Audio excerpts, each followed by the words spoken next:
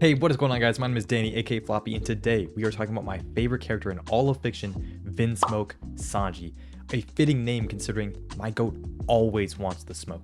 Now, I'll be the first to say that post-time skip, he's been a little bit disappointing, with the exception of some recent arcs like Wano and Egghead, where he's been given really strong opponents that he's beaten with relative ease. The first few arcs were really disappointing to be a Sanji fan, and it just doesn't even compare at all to the absolute menace that he was pre-time skip.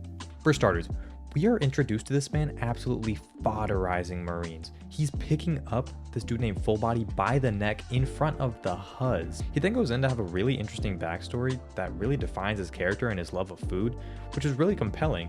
And then he goes on to also be a pivotal role in defeating the Creek Pirates. I mean, he fights Pearl, and in the doing so, gains a resistance to heat.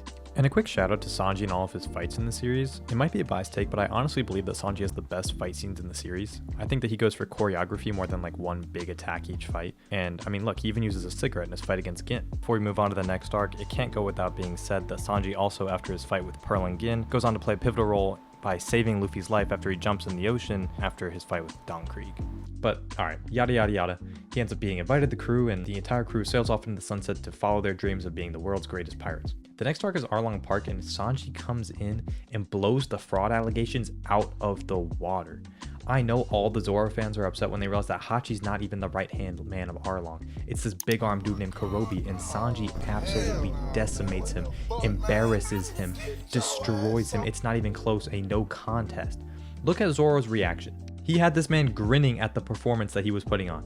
Sanji is such a demon in this arc. He only got hit when he was either looking after Luffy and trying to get him out of the water, or when he was looking after Zoro because he got hurt from his last fight.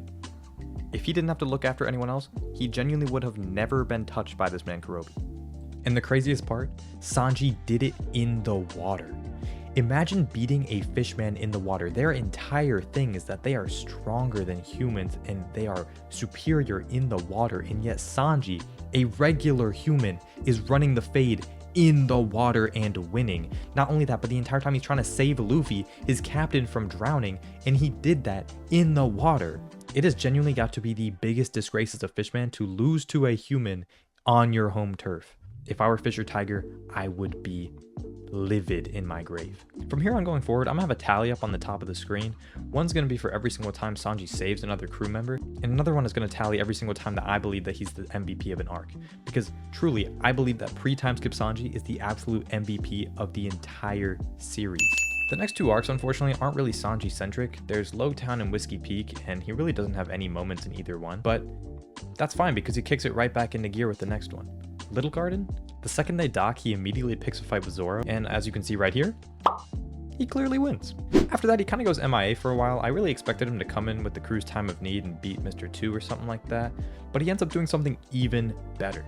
This man Sanji was just chilling in a random house, which seems a little out of character and almost bad for the Straw Hats, but then he picks up the phone, and who is it but Mr. Zero Crocodile. After grasping the situation, Sanji lies to Crocodile and convinces him that the Straw Hats are dead. Also at the same time, two high-ranking Baroque's Works members enter the island. He takes them both out effortlessly and instantly. Doing so, he also managed to grab an eternal pose. This is absolutely massive, and honestly, one tally doesn't even kind of go to show the absolute drastic measure of what Sanji just did here. Without convincing Crocodile that the Straw Hats are dead, he would at a bare minimum keep sending high-ranking Baroque's Works members in order to take them out. Without taking out the other Baroque's Works members, they would report back that they aren't dead or that Mr. 2 failed.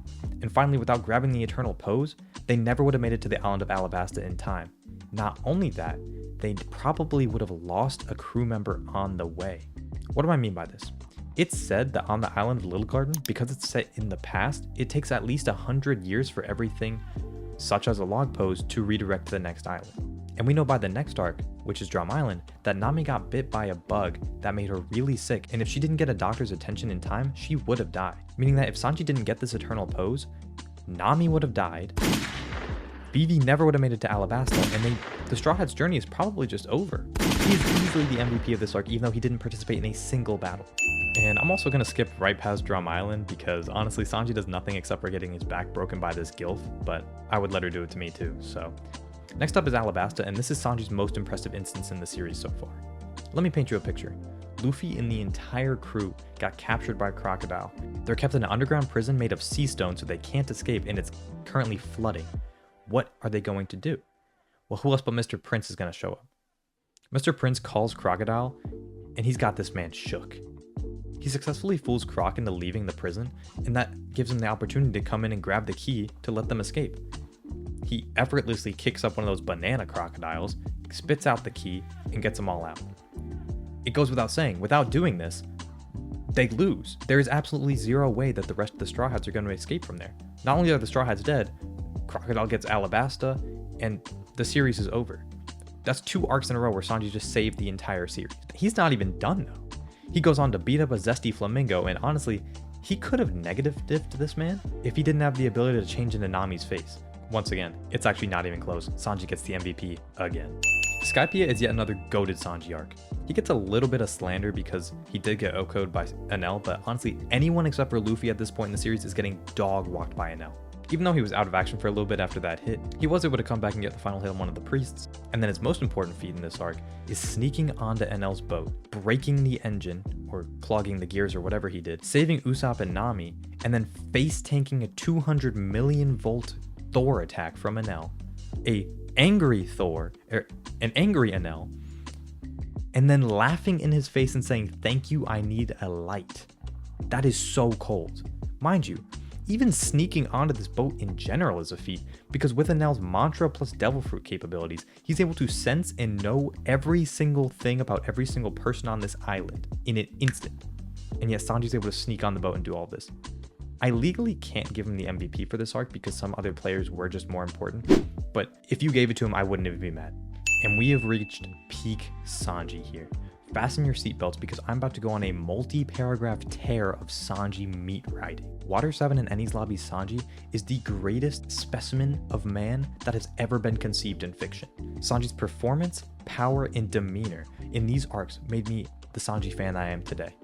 I'm gonna go ahead and tell y'all right now, he is the MVP, and it's not even close at all. Go ahead and add a tally. Water 7 doesn't even have a lot of Sanji focus. A lot of the time he's on the ship or searching for Robin, but at the very end we do learn that Sanji has Robin's location on the sea train, he knows what's happening, and he's going after her whether Luffy says to or not. And with that kicks off the sea train. One of my favorite mini arcs that's not really considered an arc, but it is so fun. It's Sanji versus the world right now, and he's on the sea train with hundreds of world government agents and CP9 agents. He goes from train car to train car, negative diffing every single world government agent until he makes it to the kitchen, where we get to see the true potential of Sanji if he used swords, because he absolutely decimated this man who uses pasta as a weapon the second he started trying. And when he makes it to Robin's car, he successfully steals her. That's it, they get to go home, they won. Except Robin gives herself back up because she's fearful of what they'll do to the crew. But that's when Sanji gets the first successful hit on a CP9 agent to deal damage. Sanji had Bluno looking like Sukuna when he got hit by a black flash. Eyes rolled back into his skull, he was done. Unfortunately, Robin didn't want to leave though. So fast forwarding to Enies Lobby, I have a question for you. What's a colder name, Mr. Prince or the Hunter? It doesn't even matter what you say, because Sanji is both of them. The Hunter makes a clutch save on Usopp and makes the coldest speech in the series until Doflamingo 200 episodes later. Look at the way Zoro starts smiling the second Sanji shows up. He knows it's GG, it's wraps, and it's over. And it really was. Mind you, Sanji has endured now the Sea Train, a battle with a previous CP9 agent, and now he's fighting the second or third strongest CP9 agent. And he mid-diffs him at best. This Sanji, who is by no means fresh, mid-diffs the second or third strongest CP9 agent. This is the same CP9 agent who is equally rated with Kaku. This is the same CP9 agent whose specialty is durability, and yet it doesn't matter because even before he got Diable Jambe, he was drawing blood. And once he got it, it was absolute raps. He negative diffed him. I swear he didn't even get another hit on this man. This is the same jobber who is comparable to Kaku, like 1 for 1. And Kaku and Zoro kind of went to like an extreme diff fight. That is just astounding to me. And anyone who says that Zoro and Sanji aren't like equal just needs to rewatch this series. So that's a bunch more saves, but he's not even kind of done. After his battle with Jabra, he kind of goes missing for a little bit. He doesn't participate in the battle with all the fodder because that's just beneath him. And we don't know where he went until he just randomly appears again. And Sanji was once again saving the entire crew because when no one else saw this, he went to go close the gates of justice. This move single-handedly saved the Straw Hats again. Without this, all of the warships There more would be coming and it wouldn't have knocked them off balance when it did. They wouldn't have had an escape with the whirlpools. It would have been over. There was literally no way they could have escaped, but Sanji thought that far into the future and left the battle with the fodder because he was not needed, just to go close the gates and save the entire Straw Hats. So to recap, in this arc alone, he makes 12 saves on Straw Hats and countless more randos, on top of having amazing fights and suave moments. If you look at this arc and don't see Sanji as the MVP, you are not watching the same story as me. Now, Thriller Bark and Sabaody Archipelago are the last two pre-time skip arcs where Sanji is a main character in them, and unfortunately he isn't the main focus in any of them. He does have two moments which are pretty sick, but they don't amount to that much in the end. The first one is when he does command the attack and almost acts as like the vice captain in the battle against Oars on Thriller Bark. In my opinion, he does the most AP output, and he was playing support, doing stuff like shooting Zoro into the air for his attacks. So I think that's pretty cool. But also, in Thriller Bark at the very end, he was willing to take Kuma's pain. Now, I'm a believer that I don't think he would have died, but I do think it would have done even more damage than it did to Zoro. But in the end, he didn't have to take Luffy's pain because Zoro stepped up and knocked him out. He did have another cool speech though, saying that if he wasn't taken out now, he would become the biggest threat to the world government, which, I mean, it's just so cold. And lastly, for Sabaody, once again, this is not a Sanji-centric arc, it's more of a Luffy-centric or the Straw Hats as a whole, but he did have a lot of cool moments, like when him, Luffy, and Zoro all teamed up to take down a pacifista, which is honestly a crazy feat for this time in the series, and when they split up into 3 groups and it was Luffy, Sanji, and Zoro who all got considered a captain in this moment.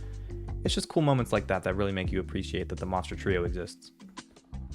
Pre-time skip Sanji was simply different. He was powerful, mysterious, funny, suave, and the woman gag never went too far. Post-time skip is getting better for sure, but the first few arcs like Fishman Island and Punk Hazard really lost the old Sanji that everyone fell in love with. I mean, come on. Using the nosebleed gag as a genuine plot point in Fishman Island took it a little too far. But Sanji and Dressrosa, Whole Cake, Wano, Egghead, all these brand new arcs that are awesome and Sanji-centric gives me a lot of hope that the old Sanji can return. Thank you for watching. If you made it this far, please consider to leave a like, comment. If you didn't like it, leave a comment, let me know. I'm gonna try to make a lot more videos about anime, video game, Pokemon, anything related that I enjoy, video essays, so please, if this is your kind of content, leave a like, subscribe, and I'll see you next time. My name is Danny or Floppy. Peace.